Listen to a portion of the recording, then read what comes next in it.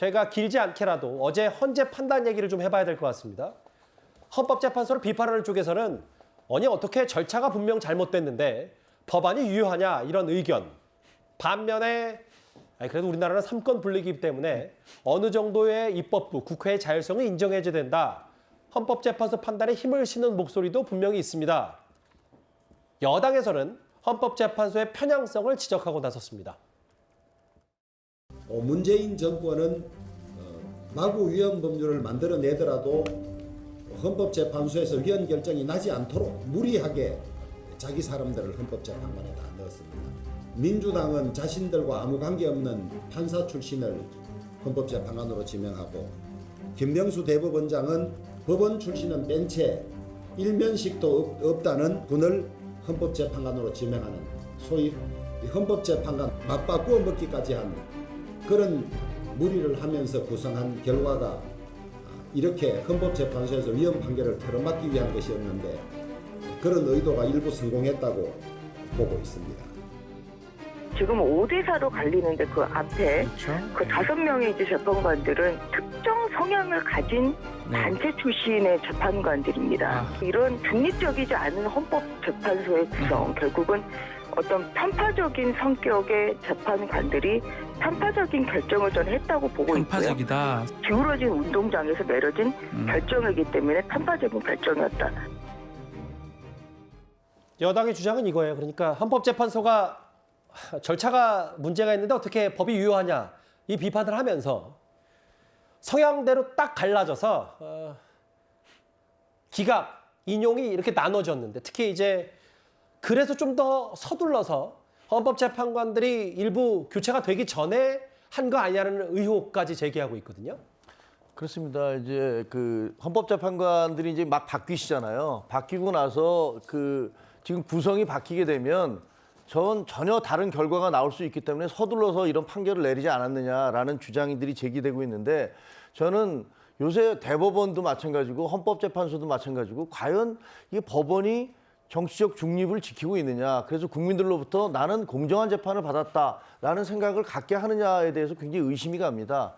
예를 들면 대법원 같은 경우는 이재명 대표에 대해서 TV 토론에서 거짓말을 한 것이 분명한데도 친형을 정신병원에 보내는 것과 관련해서요. 그 사실은 인정이 되지만 토론이 TV 토론에서 있었기 때문에 그건 괜찮다라는 판결을 내려서 경기도지사로 계속 업무를 할 수 있도록 만들어준 거 아닙니까? 그리고 이번에 헌법재판소도 판결을 보면 절차상에 문제가 있었다, 하자가 있었다. 그런데 그 결론은 괜찮다. 아니 이걸 받아들일 수 있는 국민들이 누가 있겠습니까?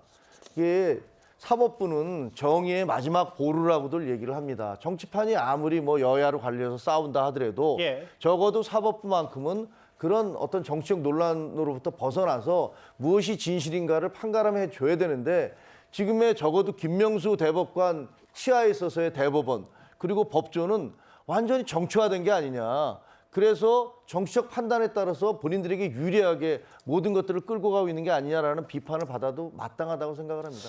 뭐 이념 상황대로 5대4 혹은 뭐 일단은 한 명 빼고는 4대4로 완벽히 갈라진 거 아니냐는 비판도 있고요. 여기에 키를 준 인물이 있었습니다. 바로 이미선 헌법재판관. 1970년생으로 가장 헌법재판관 중에 나이가 어리고 2025년까지인가요? 임기인데. 일부분에 대해서는 각하기도 하고 인용하기도 하고 했었습니다. 이미선 헌법재판관 누가 임명했었는지 한번 화면으로 만나보겠습니다.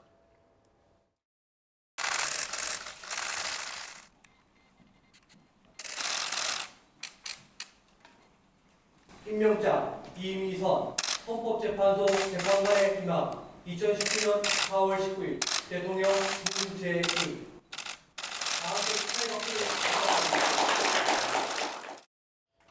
문재인 전 대통령 몫으로 지명이 됐던 헌법재판관 이미선 재판관이 만약에 다른 선택을 했다면 또 결과는 정반대가 됐을 수도 있었고요. 뭐 그 얘기가 많이 나와서요.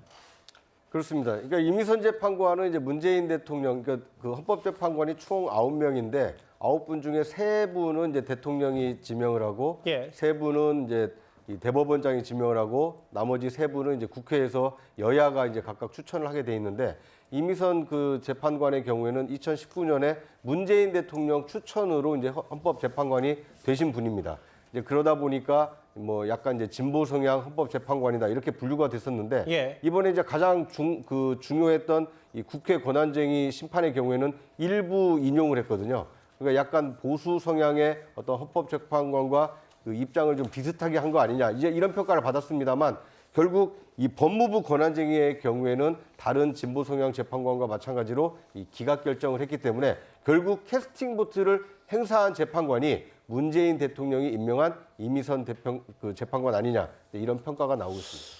예, 이게 태생적으로 지명한 사람들이 김명수 대법원장, 문재인 전 대통령 혹은 뭐 과거의 야권, 뭐 바른미래당, 지금의 여권 인물들이기 때문에 갈라질 수밖에 없다고 하더라도 저 장현주 변호사께는 이 질문을 마지막으로 드릴게요. 다시 아까 저 이렇게 성향 나누는 거 별로 좋아하진 않았어요. 근데 이번에 보니까 물론 본인들도 각자의 소신과 여러 생각에 맞게 다 판단했겠죠. 근데 너무 이게 보기에 따라서 보는 시청자 혹은 저처럼 앵커가 진행자가 이렇게 나눠진다면 누가 어떤 성향을 갖고 앞으로도 다 예상이 되는 거고 또 재판관들이 또 누가 추천했고 뭐 이번에 현 윤석열 대통령이 바뀌고 또 바뀌면 그럼 이거 앞으로 헌법재판관의 판단을 누가 믿겠냐 이런 비판도 나오는데 어떻게 받아들이세요?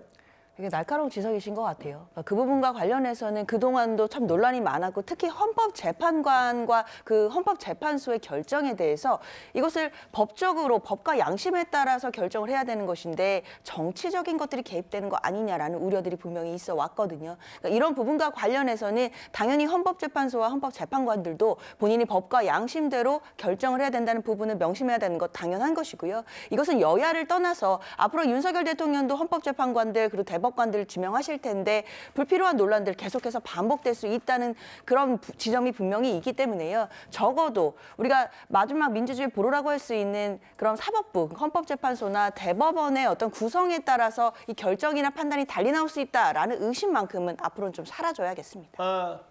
조금 전에 그 영상 하나가 돌아왔습니다. 오늘 제주지검을 찾았던 이원석 검찰총장이 이번 검수완박에 대한 헌법재판소의 판단에 대해서 이렇게 얘기했는데요. 한번 듣고 오겠습니다. 헌법재판소 판결의 취지를 어제 저도 꼼꼼히 읽어보고 다시 한번 살펴봤습니다. 절차와 과정에 문제가 있는데 입법의 효력은 그대로 인정을 한 취지입니다. 하나 더 덧붙인다면 앞으로 입법에 있어서 절차나 과정에 문제가 있거나 또는 국민의 기본권 보호와 직결되는 법안이 이런 절차와 과정에서 문제가 되는 그런 입법이 있지 않았으면 하는 그런 마음이 간절합니다. 이원석 검찰총장이 원래 본인 캐릭터 성향대로 좀 조심스럽게 얘기를 했지만 그래도 절차 문제 이런 입법이 더 이상 일어나지 않았다라는 얘기는 좀 강조를 했네요. 그러니까 굉장히 완곡하게 이야기를 했긴 했지만 우리가 법이란 게 뭡니까? 국민들이 다 따르는 거잖아요. 그러면 그 절차의 정당성이 있어야지만이 국민들이 다 따를 거 아니겠습니까? 아니 예를 들어서 법을 만드는 국회에서 저런 방식으로 국회 통과된 법 자체를 과연 국민들이 따르고 싶겠냐고요. 검찰이 따르고 싶겠습니까? 그러니까 결국 법이라는 것 자체는 제일 중요한 건 결국 절차적 정당성도 굉장히 중요합니다. 민주주의 사회에서 절차적 정당성 빼면 뭐 아무나 통과시키면 된다? 이건 아니지 않습니까? 그러니까 이원석 총장이 이야기한 것도 다시 이야기하면 제발 좀 절차를 지켜주십시오 라고 하는 이야기를 저는 강조한 게 아닌가 그렇게 해석하고 싶습니다. 절차 얘기가 많이 나오는데 일단 검수완박 헌법재판소의 판단 당연히 물론 존중을 해야 되겠지만 정치권의 후폭풍 오늘 엄청나게 거셌습니다. 여기서 정리를 하겠습니다. 다음 주에는 이제 사건 사고 소식으로 가볼 텐데요. 어제 오늘 단연 화제 이 장면으로 가보겠습니다.